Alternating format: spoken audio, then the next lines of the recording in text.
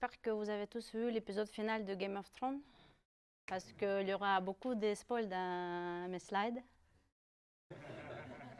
Ah, bon, je rigole, vous risquez rien, mais on va parler effectivement de l'hiver. Par contre, on va parler de l'hiver de la data science parce qu'effectivement, dans les domaines où on attendait la révolution grâce à la data science, on n'a pas vu se passer grand-chose. Et plusieurs boîtes qui ont fait des efforts pour intégrer la data science dans leurs produits qui, de base, n'y prévoyaient pas de la data science, de l'intelligence artificielle, ont échoué. Donc, ça générait la frustration côté data scientist dont les projets finissaient dans les placards.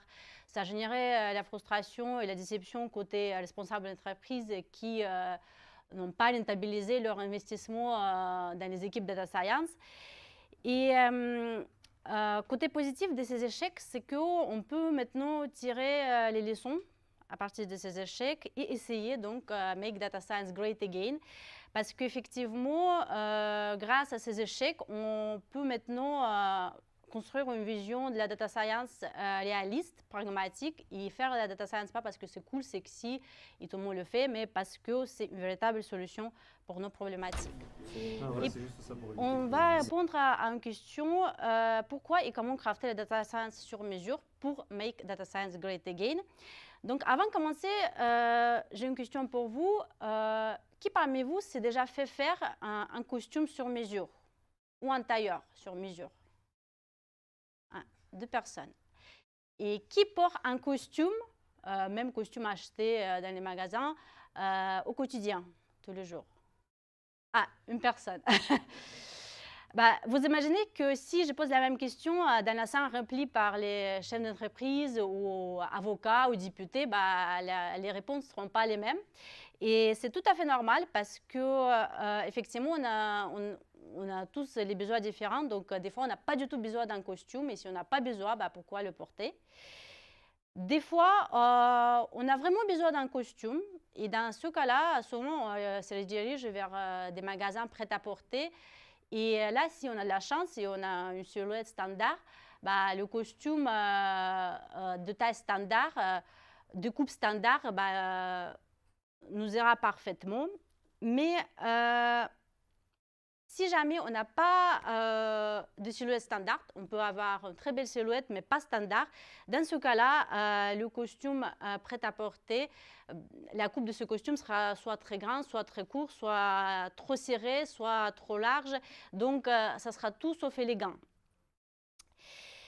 Et là, on peut soit laisser tomber l'idée d'acheter le costume, soit on peut faire le costume sur mesure. Et effectivement, ça va demander un peu plus d'investissement. Mais si on a assez d'argent ou des amis riches, qui peut nous offrir un tel costume, même avec une silhouette qui n'est pas standard, on sera toujours élégant. Et du coup, tailler la data science, c'est comme tailler un costume. Effectivement, on peut les trouver tous ces cas-là. On peut ne pas avoir besoin de faire de la data science du tout. Et dans ce cas-là, si on n'a pas besoin de faire de la data science, on ne le fait pas.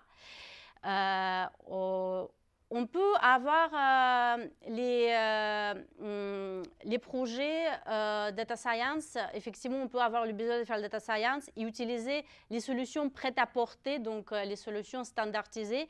Et si on a des données et des problématiques assez simples, ces solutions prêtes à porter vont marcher. Mais ils ne vont pas prendre en compte toutes les spécificités du business. Et du coup, si nos données ne sont pas vraiment standardisées, ces solutions prêtes à porter ne vont pas marcher. Et du coup, dans ce cas-là, on aura besoin de la data science sur mesure. Mais assurez-vous, la data science sur mesure ne va pas vous demander des moyens de François Fillon.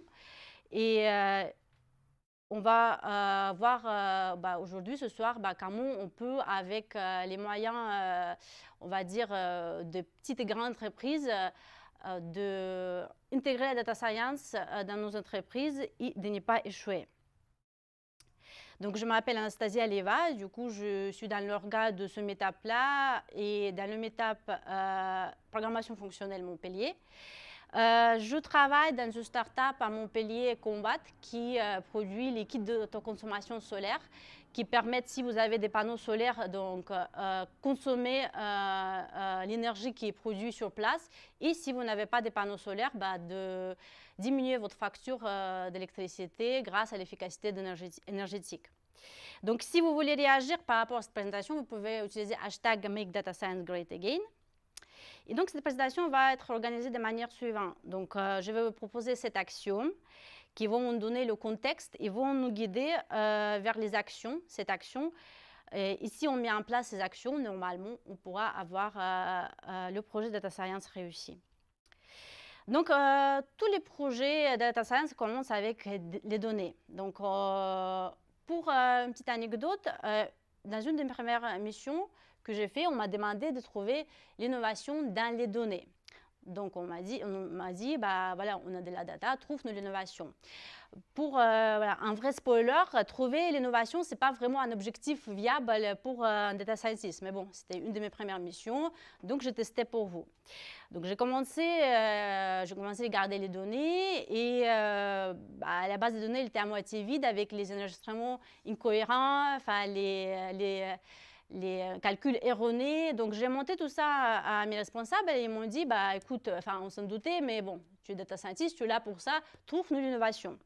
Je continue à creuser, j'ai proposé quelques idées et quelques perspectives de la data science et aucune de ces perspectives n'était pas assez innovante pour mes responsables. Et du coup, vu que je n'avais aucune idée, c'est quoi assez innovant pour mes responsables, tout comme eux, ils n'avaient aucune idée c'est quoi comme innovation ils cherchaient dans les données, on a arrêté cette mission assez rapidement.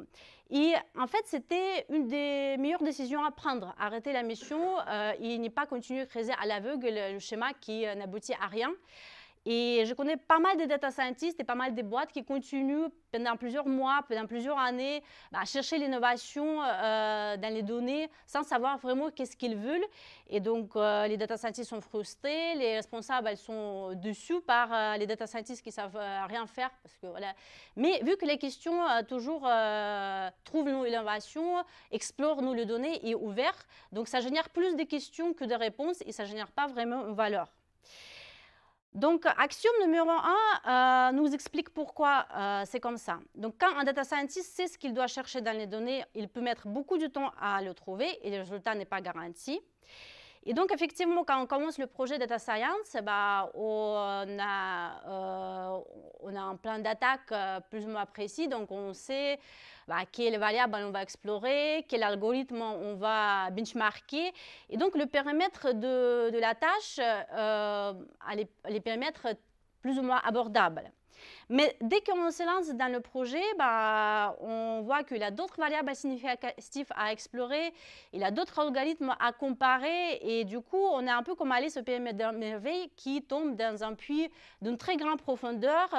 Il n'a pas de fin, ça peut être très très long et finalement, les résultats qu'on a n'est pas vraiment satisfaisant. Et ça, c'est quand on sait. Quand on cherche, qu'est-ce qu'on doit chercher dans les données, quand on a un objectif précis. Alors quand on ne sait pas ce qu'on doit chercher, c'est garanti qu'on ne trouvera rien.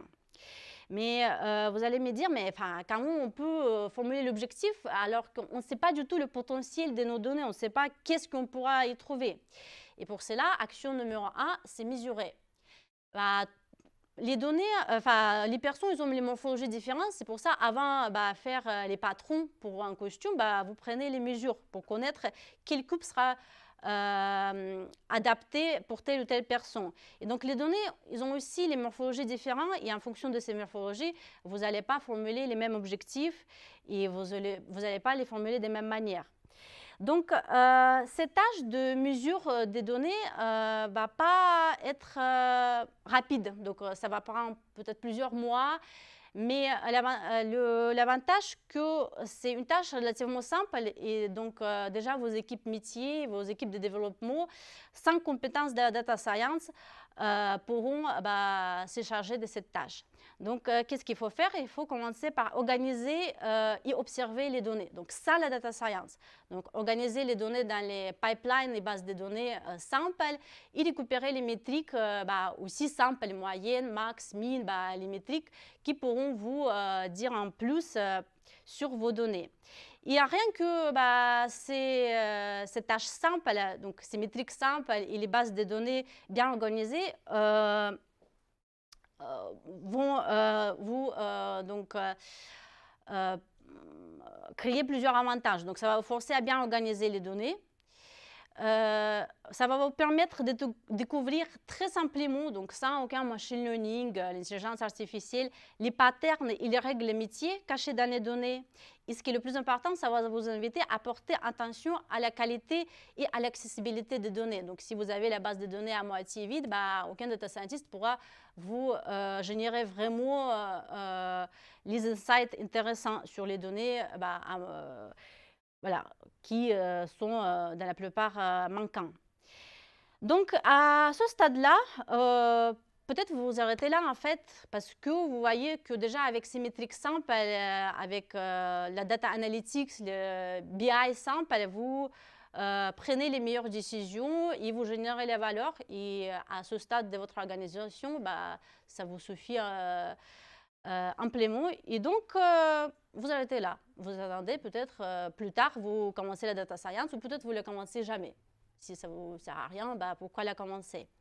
Mais peut-être vous allez trouver les patterns intéressants et ça va vous inspirer à vos objectifs. Et grâce à ces objectifs formulés bien, grâce à ce période de mesure, vous pourrez créer en fait les meilleures conditions pour data scientist et pour démarrer le projet de la data science. Vous aurez déjà toute l'infrastructure accessible à vos data scientists qui ne vont pas perdre le temps. Et donc là, on va commencer la data science. Mais qu'est-ce que c'est la data science? Si on regarde la définition de la data science dans le Wikipédia, on ne va pas vraiment comprendre quelque chose. C'est la science des données qui emploie des techniques et des théories tirées de plusieurs autres domaines, plus larges que les mathématiques. Voilà, la liste des domaines est très longue. Si on formule ça dans l'axiome 2, si on résume ça dans l'axiome 2, donc la data science est un domaine pluridisciplinaire, extrêmement vaste, avec un grand nombre de spécialisations différentes qui supposent des techniques et des compétences différentes. Ça ne nous aide pas trop vraiment comprendre ce que c'est la data science. Hein. C'est toujours très vague, très abstrait. Donc, c'est pour ça que je vous propose d'imaginer en fait la data science plutôt comme une fédération des États. Et en fait, un peu comme la fédération des États-Unis, on a les lois au niveau fédéral et les lois propres à chaque État. Et donc, les lois fédérales, en fait, ils priment sur les lois propres à chaque État, mais c'est les lois propres à chaque État avec leur constitution qui définissent en fait le comportement des personnes qui habitent dans ces États. Et donc, les lois fédérales en data science, c'est les lois d'algèbre linéaire, de mathématiques, de statistiques, et ces lois, ils priment sur les lois de chaque État. Et donc, les lois de chaque État, c'est quoi? C'est les méthodologies. Et en fait, c'est les routines, on va dire, data scientist, pour les data scientists au quotidien, parce que en fonction, est-ce qu'on est dans le domaine NLP, par exemple, le traitement de langage naturel, ou si on est dans le domaine de time series analysis, le traitement des séries temporelles, on ne va pas avoir les mêmes routines. Donc, on ne va pas se comporter de la même manière, alors qu'on va quand même respecter les lois fédérales d'algèbre linéaire, des mathématiques, etc. Et donc, une des raisons des échecs les plus courants des gens qui lancent en fait les projets de data science, c'est que en fait, ils ne savent pas vraiment en quel état ils sont positionnés. Donc, en fait, ils essaient plusieurs algorithmes, plusieurs méthodologies un peu au hasard, sans qu'aucune méthodologie, aucune approche est efficace. En fait, très souvent, ce qui se passe, c'est qu'on est inspiré avec un algorithme d'un domaine où cet algorithme est efficace et on l'utilise dans notre domaine, sans forcément comprendre les raisons de l'efficacité de cet algorithme, sans comprendre en fait, dans quel domaine, dans quel état cet algorithme était utilisé de base. Et du coup, en fait, on essaie plusieurs algorithmes au hasard et finalement, on abandonne rien qui marche. Et pour éviter donc cet échec et pour éviter en fait, voilà, tester tous les algos un peu à l'aveugle, ce qu'il faut faire, c'est positionner sur un de domaines. Mais attention, c'est positionner, ça ne veut pas dire c'est cloisonné. Donc, c'est positionner, ça veut dire qu'en fait, on prend la conscience de la nature de nos données, de fonctionnement intrinsèque de nos algorithmes qui sont propres à notre état. Et donc, grâce à ça, on pourra pas seulement profiter pleinement des algorithmes de nos domaines, mais aussi de s'inspirer des algorithmes d'autres états et d'autres domaines. Donc, être en paix avec nos voisins. Par exemple, un des algorithmes de deep learning, les réseaux de neurones récurrents, qui étaient historiquement utilisés dans la reconnaissance des voix. Donc, il était donc, par la suite utilisé par les ingénieurs du domaine d'analyse de séries temporelles pour les forecasts, en fait, pour les forecasts de séries temporelles. Et du coup, c'était fait avec le succès qui n'a pas été dû au hasard. En fait, la nature de données dans deux domaines de reconnaissance des voix et d'analyse de séries temporelles, la nature est séquentielle. Et donc, grâce à ce point commun, donc les ingénieurs de domaine d'analyse de séries temporelles, ils ont pu en fait, s'inspirer déjà de cet algorithme des RNN, des réseaux de neurones récurrents, et appliquer avec succès sur un autre type de données, les données financières, les données énergétiques, etc. Voilà. Et donc, l'avantage de cette action, c'est pas seulement que vous allez mieux profiter de ressources en data science, des algorithmes, des méthodologies, mais vous pourrez aussi plus facilement trouver les talents en data science, donc les gens qui sont inspirés par domaine NLP ou par domaine de web sémantique. Et donc là, on passe à un sujet très intéressant, c'est le sujet du recrutement. Parce qu'effectivement, ce sujet, il est un peu compliqué dans la data science. Parce que historiquement, en fait, dans la data science, vu que ce métier il demande des compétences en statistiques et mathématiques, en fait, les PhD qui ont touché ces domaines de stats et maths de près de loin ont devenu la cible idéale de recruteurs. Et avec le temps, on a pu voir la limite principale de cette approche. Effectivement, on a passé à côté de candidats venant d'autres domaines, donc notamment de domaine informatique. Et la deuxième limite de cette approche, c'était que même si les compétences en mathématiques et statistiques sont très importantes pour faire la data science, ils sont nécessaires pour faire la data science, même ils ne sont pas suffisants. Parce que, comme Chung le disait tout à l'heure, il ne faut pas juste créer les modèles, il faut aussi, en entreprise en tout cas, il faut aussi les livrer en production, il faut aussi maintenir en production, il faut aussi passer ces modèles à l'échelle. Et pour tout ça, on a besoin des compétences en ingénierie logicielle. Et donc, ces compétences-là, on va analyser, on va voir les témoignages donc, de ces compétences chez PhD grâce à ces deux tweets. Donc, dans un des deux tweets, en fait, ce qu'il dit, c'est qu'en fait, on copie le code et on ne le facture jamais. Et donc, une fois que notre papier de recherche est accepté, on ne touche plus jamais, on n'exécute pas le code. Donc, on crée le code jetable. Ce n'est pas trop développement durable. Et donc, la deuxième tweet, ce qu'il dit, c'est que on prend en fait on fait la gestion des versions de code en prenant une photo d'écran avec le code. Ce n'est pas non plus la meilleure de gestion de code du monde, c'est original. Et en tout cas, maintenant, les chercheurs commencent en fait, à prendre conscience que ça ne va pas trop. Et plusieurs conférences, en fait, ils encouragent donc de soumettre le code en même temps qu'on soumet les papiers de recherche, mais on n'est pas encore, bien sûr, on n'a pas encore le niveau suffisant pour la plupart de gens qui viennent de la domaine de recherche.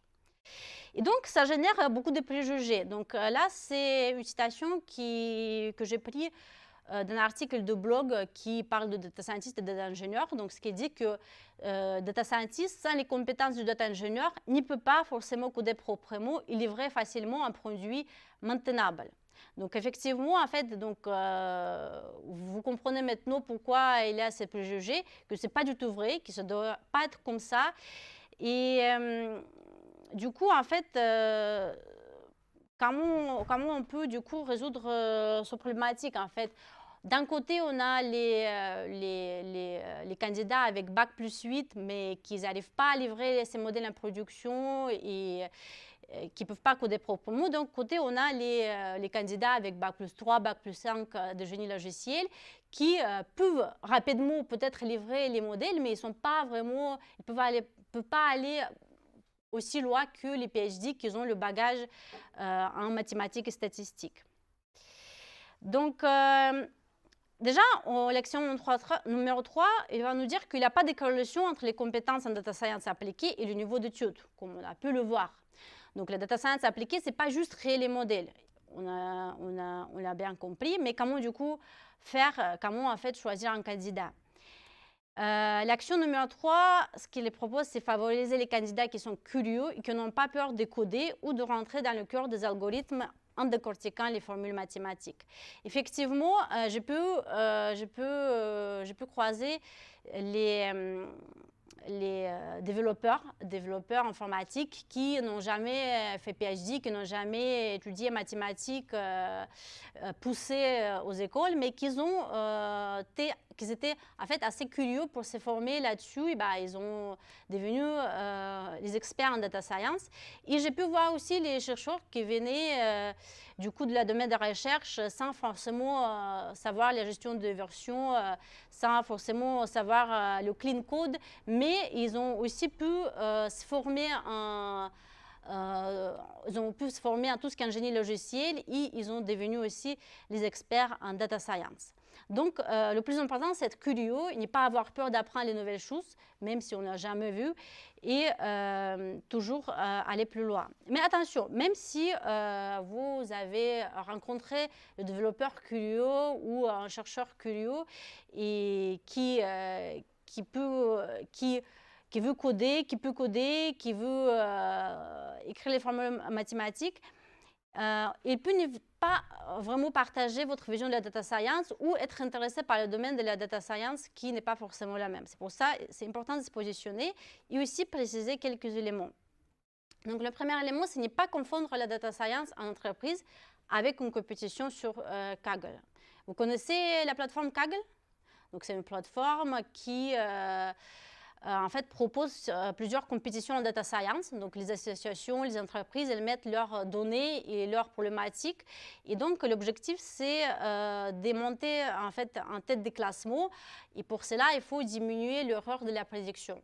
Et donc, les candidats qui sont obsédés par la diminution de l'erreur de prédiction, ils peuvent être contre-productifs pour l'entreprise parce qu'effectivement, cette compétition, même s'il est vraiment super pour monter en compétences techniques, il ne prend pas en compte toutes les particularités du business, les principes release early, release often, donc les performances des calculs, le retour d'utilisateurs.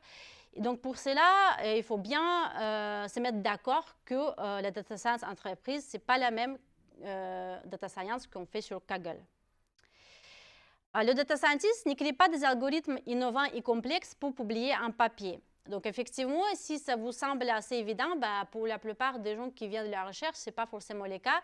Ils espèrent toujours faire la data science entreprise de même manière que ils ont fait ça au laboratoire de recherche et bien expliquer que publier les papiers de recherche, c'est bien sûr très bien parce qu'on partage nos connaissances, mais ce n'est pas le but final de la data science entreprise.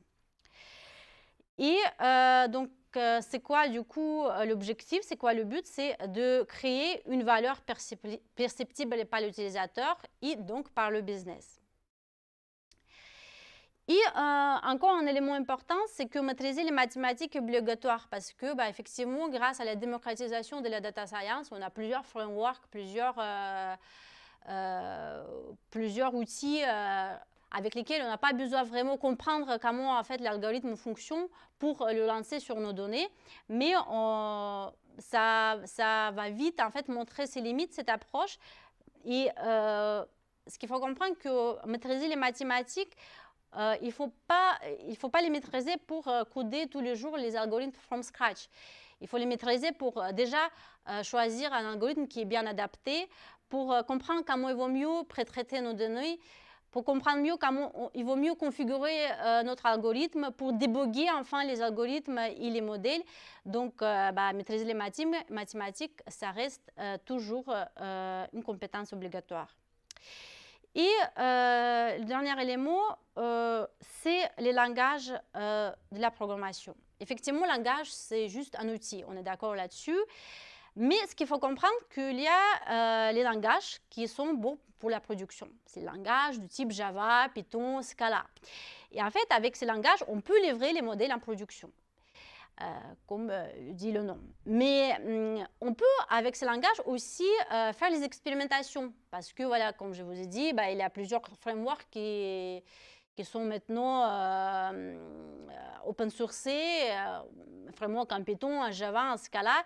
Et en revanche, il y a des langages pour l'expérimentation qui sont créés pour faire l'expérimentation, comme R, MATLAB. Et c'est vraiment très facile de faire l'expérimentation avec, sauf que vous n'allez pas pouvoir aller plus loin que l'expérimentation. Donc, vous n'allez pas pouvoir mettre en production vos modèles qui sont écrits en MATLAB ou en R. Et c'est pour ça qu'il faut, dès le début, en fait, tracer le périmètre des missions des data scientists que vous allez recruter, parce que si vous voulez qu'ils livrent les modèles en production ou ils les passent à l'échelle, donc ça pourrait être compliqué s'ils ne maîtrisent que les langages pour l'expérimentation. OK. Donc, est-ce que vous connaissez François Chollet? François Chollet, c'est un créateur de framework Keras, en Python, de framework de deep learning, très connu dans la communauté data science. Et donc, ce qu'il dit dans ce tweet, c'est que on ne peut pas acquérir maturité du machine learning juste avec un projet. Il faut qu'on construise les bons processus, le bon esprit, les bons outils tout au long des petits succès, en fait, à travers plusieurs problématiques. Et ce qui m'intéresse le plus, c'est les réponses qui ont été données à ce tweet-là. Donc, ces deux réponses, en fait, elles montrent 12 extrémités de problématiques qu'on peut rencontrer dans l'entreprise. Et à cause de ces problématiques, souvent, on n'arrive pas à construire les bons processus et donc avoir la maturité en data science, en machine learning.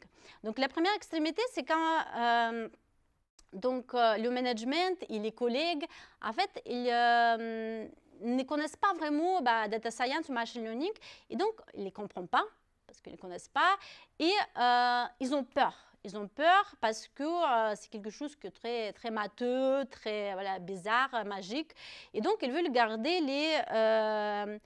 les choses simples, et c'est pour ça qu'ils n'arrivent pas en fait à démontrer le potentiel du machine learning ou de la data science. Et la deuxième extrémité, c'est quand, au contraire, le management, elle pense que le machine learning, c'est quelque chose de magique, c'est une baguette magique et qui peut résoudre n'importe quel problème. Et donc, eux, ils ne comprennent pas en fait les limitations du machine learning pour avoir une bonne solution. Et donc, pourquoi ça arrive? Pourquoi, en fait, ils ne comprennent pas? Parce que souvent, data science, les équipes data science, ils sont en isolation, en fait. Ils ne sont pas forcément dans les équipes business, ils ne sont pas forcément dans les équipes tech, ils sont entre eux. Et donc, ce qui se passe, du coup, personne ne les comprend. Soit on a peur, soit on pense que ils sont les magiciens. Ni l'un ni l'autre est vrai. Donc, axiome numéro 4, il nous dit que la data science est un sport d'équipe. Et, comme dans n'importe quel sport d'équipe, il faut collaborer. Vous allez me dire,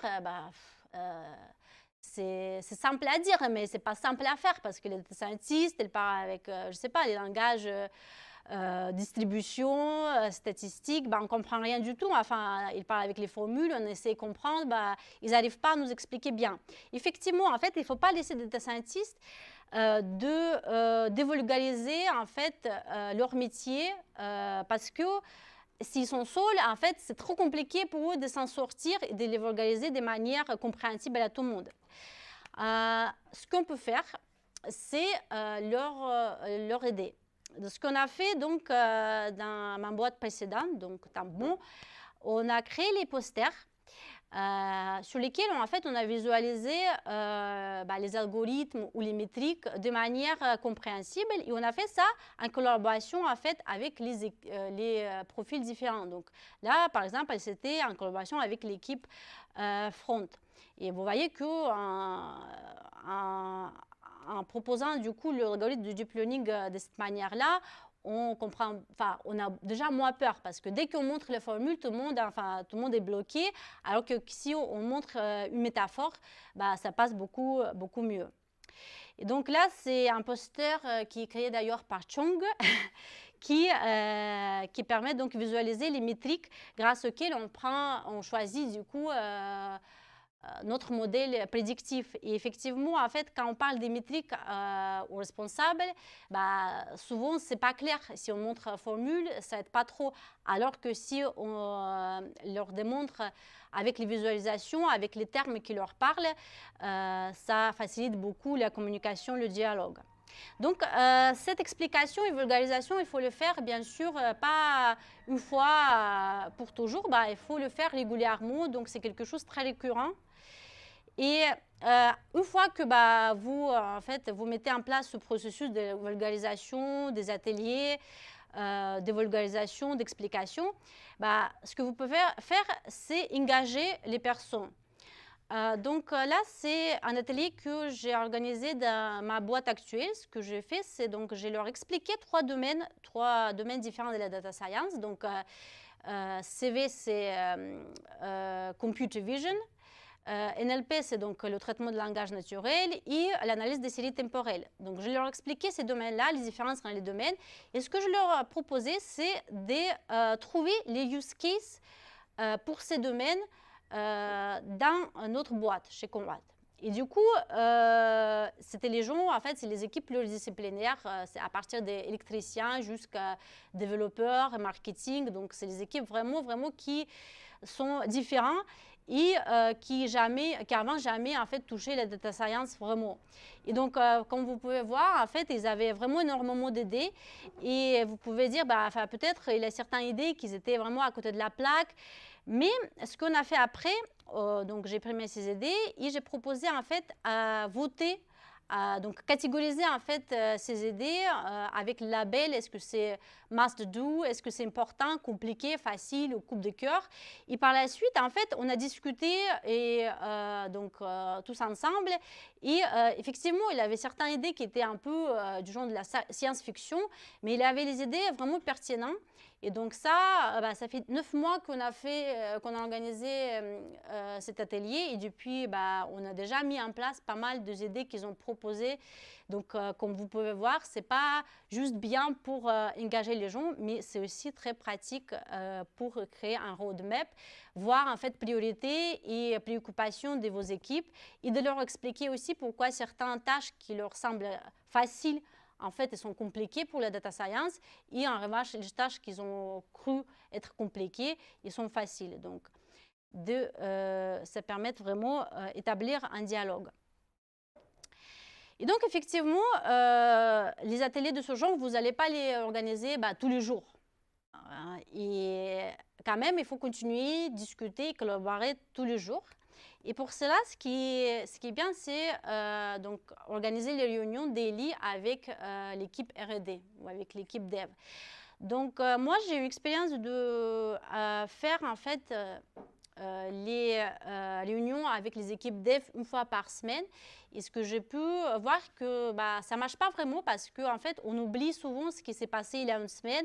Et pour les équipes dev qui n'ont pas vraiment tout le temps le nez dans la data science, c'est très compliqué à suivre. Alors que si on fait les daily, donc on fait les réunions quotidiennes, c'est beaucoup plus facile à suivre. On essaie aussi, grâce à ça, découper les tâches en data science des meilleures manières. Donc, on ne fait pas un modèle pendant plusieurs mois. On essaie tous les jours de faire un livrable qu'on peut expliquer à nos équipes, à nos collègues. Donc, il n'y a que positif là-dessus. Et du coup, on a toujours la possibilité de suivre ce qui se passe côté dev et côté data science. Ce qui peut compléter donc, ces daily, c'est du pair programming et les vues du code entre data scientist et développeurs. Et là, c'est l'avantage que du coup, pareil, en fait, les développeurs puissent enfin comprendre que machine learning et deep learning, les réseaux de neurones, c'est pas juste la magie, que c'est vraiment le code. Et comme on a parlé tout à l'heure, du coup, c'est que clean code, c'est très important et que les data scientists, ils doivent savoir coder proprement. Mais effectivement, on n'aborde pas la problématique de la même manière quand on est data scientist et quand on est développeur. Et donc, mon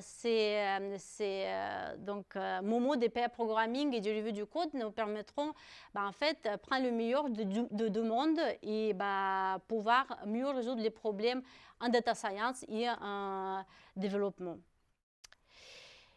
OK. Donc, là, on passe à l'axiome 5.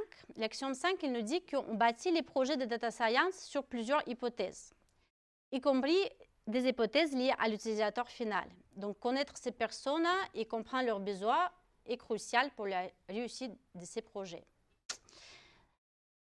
Donc, je veux vous raconter une histoire que j'ai trouvée dans un livre Rebel Talent de Francisco Gino.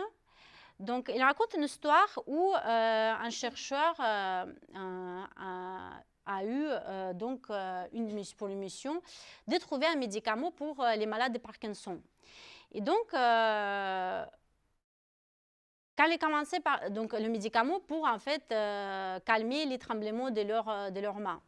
Et donc, quand il a commencé cette mission, il a commencé à parler avec les malades pour comprendre mieux en fait leurs besoins. Et du coup, ce qu'il a trouvé, c'est que en fait, leur besoin principal, c'était de pouvoir manger de manière autonome.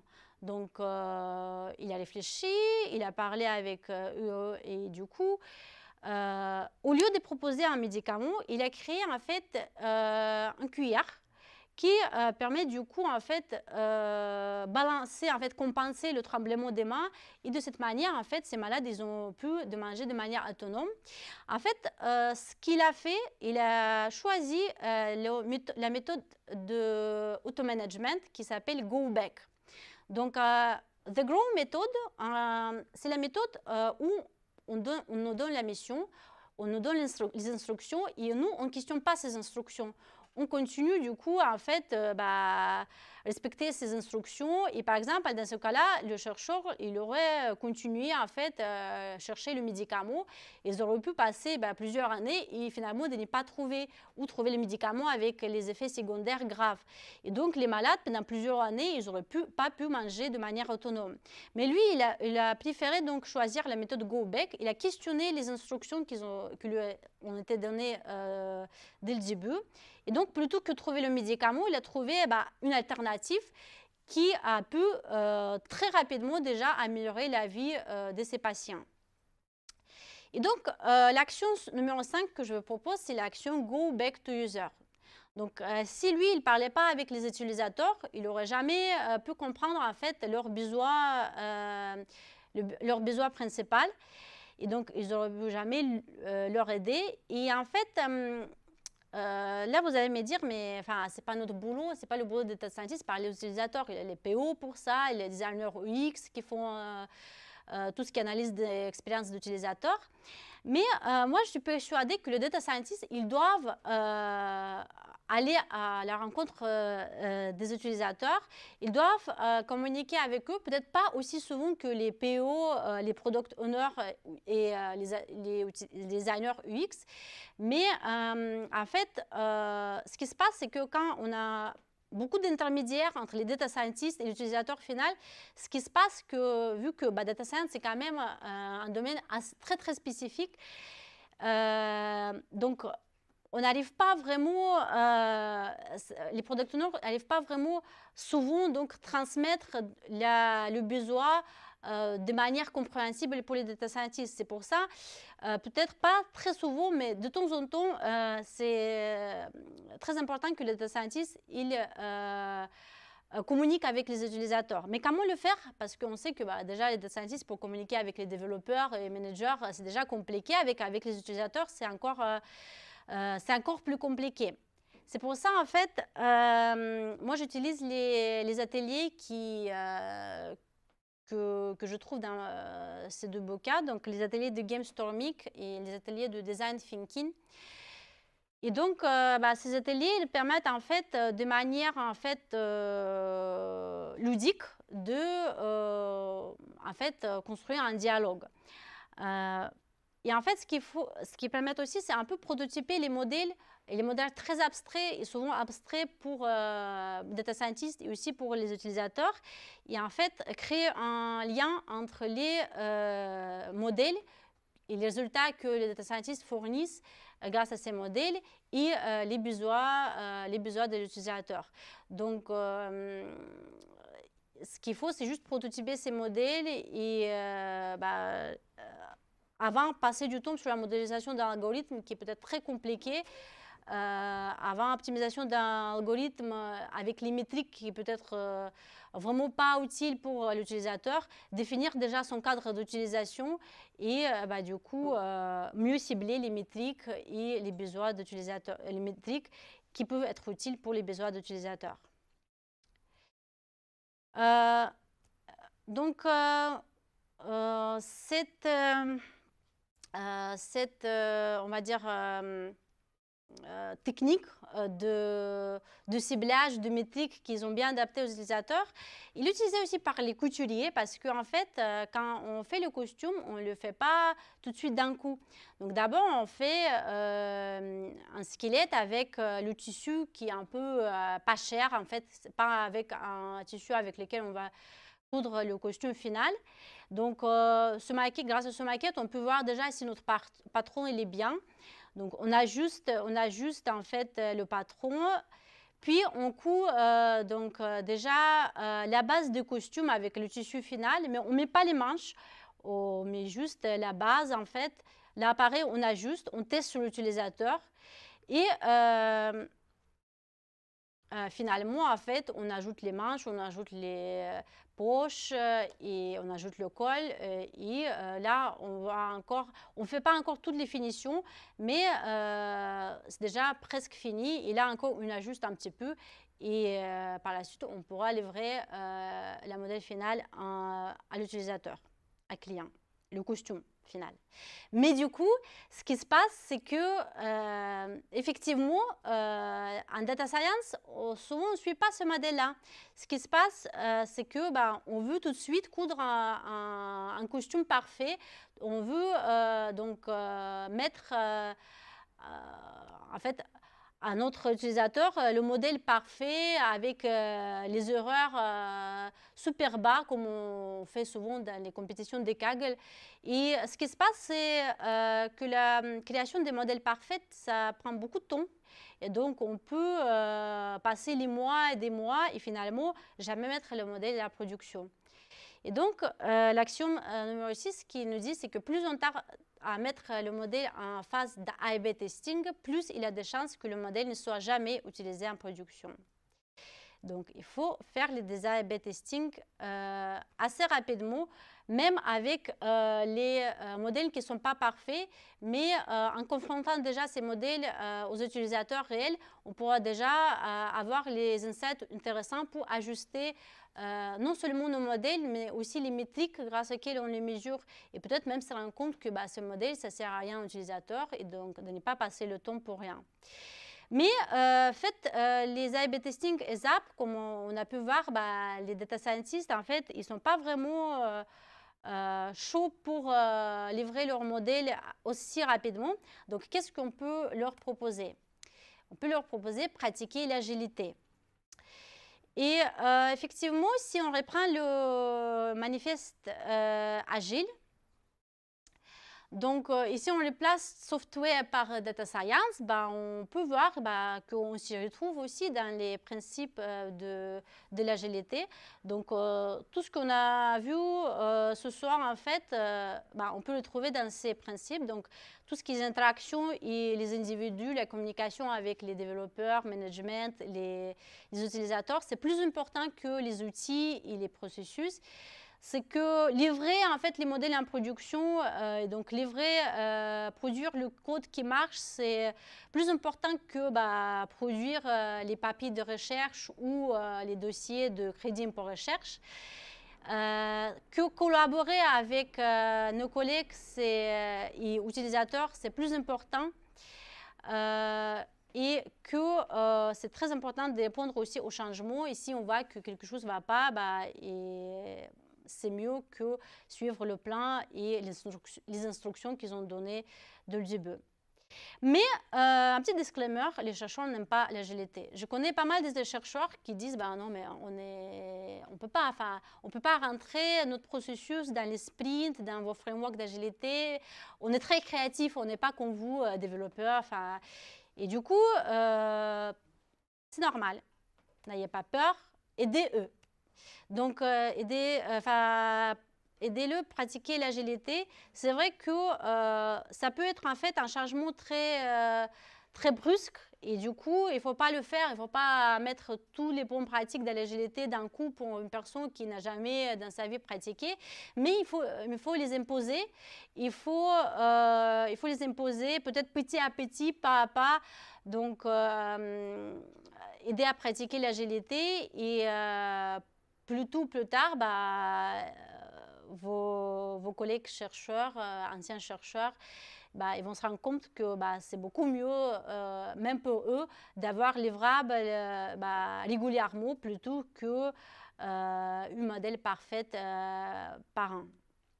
Donc, vous allez me dire, mais est-ce que l'agilité s'applique de même manière aux data scientists que aux développeurs? Est-ce qu'on pratique Kanban, Scrum, Kanban? Ça, c'est à vous d'expérimenter, en fait. Ça dépend de la taille de l'organisation, du métier. Donc, il n'a pas un conseil. Ça dépend aussi de tâches data science, des problématiques data science, parce qu'on a vu que la data science, c'est quand même quelque chose de très vaste et peut avoir spécialisation différente. Donc, il faut tester, il faut trouver quelque chose qui va à l'équipe donnée. Et donc, pareil, vous allez me dire que c'est peut-être pas facile aussi de découper en fait les tâches de data science en story ou en épique auquel on a l'habitude avec les équipes de développement. Mais ça, pareil, il faut expérimenter, il faut faire un effort déjà de faire tel découpage. Donc là, par exemple, un des exemples de découpage en épique, donc c'est la thématique du système de recommandation des vidéos. L'épique qu'on peut créer avec, c'est construire un prototype d'un système de recommandation avec une approche basée sur le contenu. Et donc, deux stories qu'on peut y mettre, c'est par exemple une story où, en tant qu'utilisateur, je veux liker ou disliker les vidéos afin de donner mon retour explicite. Donc, c'est le story qui permet en fait d'enrichir nos données avec les variables qu'on va par la suite utiliser dans nos modèles. Et la deuxième story, c'est en tant que data scientist, je veux extraire les méta-informations à partir des vidéos avant de les utiliser dans l'algorithme de recommandation. Là, pareil, c'est le story. C'est donc enrichissement de données, la création des variables. Donc, ces stories, en fait, ils parlent déjà à plusieurs parties prenantes. Donc, si on présente ces stories à management, à nos collègues, ils comprennent rapidement ce qu'on fait. Donc, on n'a pas besoin dans les stories aller très loin. Enfin, ce qu'on peut faire déjà après, par la suite, découper les stories en tâches plus techniques et les utiliser entre les data scientists. Mais pour les parties prenantes et pour nos collègues qui ne sont pas spécialisés en data science, ça sera déjà plus clair, voir notre avancement de cette manière-là. Et donc, après, vous expérimentez pour trouver une organisation qui sera mieux adaptée à votre métier, à votre équipe. Donc, ça ne sera peut-être pas la première organisation que vous allez essayer qui va marcher, mais il ne faut pas se décourager, il faut continuer à essayer. De toute façon, je pense que tout le monde on est d'accord que l'agilité, il va nous aider beaucoup à être plus productifs et dans nos organisations. Et c'est aussi le cas de la data science. Et donc, pour finir, je veux bien vous citer donc, encore une fois Francesco Gine, Rebel Talent. Donc, c'est toujours bien d'être rappelé que nos connaissances et nos compétences peuvent être élargies. Et ça, donc, augmente notre motivation et aussi notre humilité.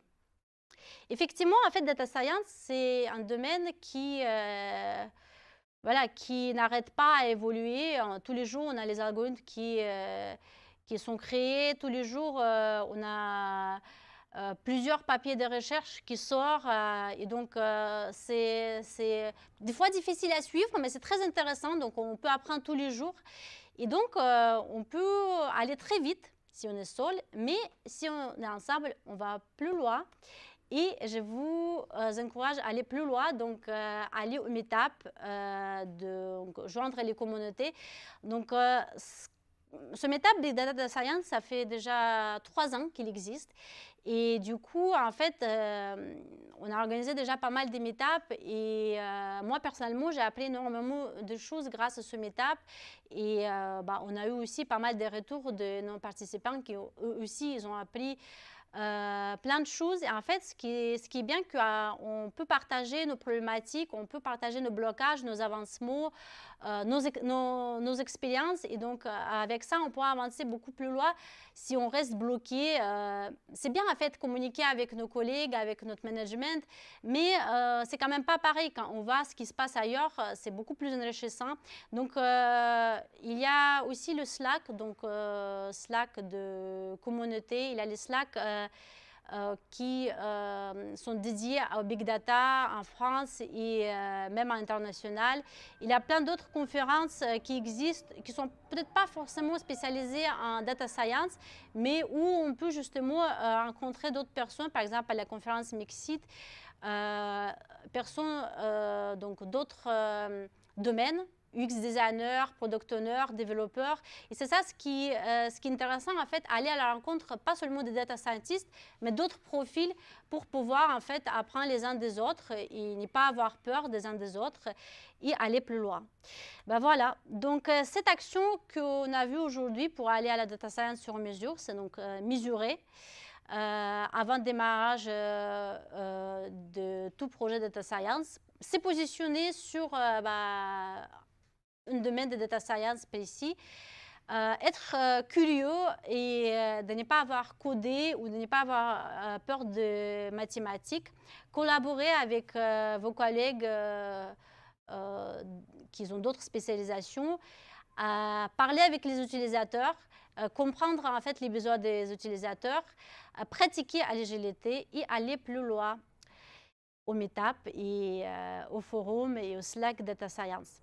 Voilà, bon, merci pour votre attention. Je commençais aussi à écrire une série d'articles sur ce sujet. Il n'est pas encore fini cette série, mais il y a 3 ou 4 articles qui reprennent en fait la première partie de cette conférence. Donc, la deuxième partie des articles qui va arriver, j'espère, bientôt. Donc, si vous voulez voir plus de détails et références, vous pouvez y aller. Et merci beaucoup pour votre attention.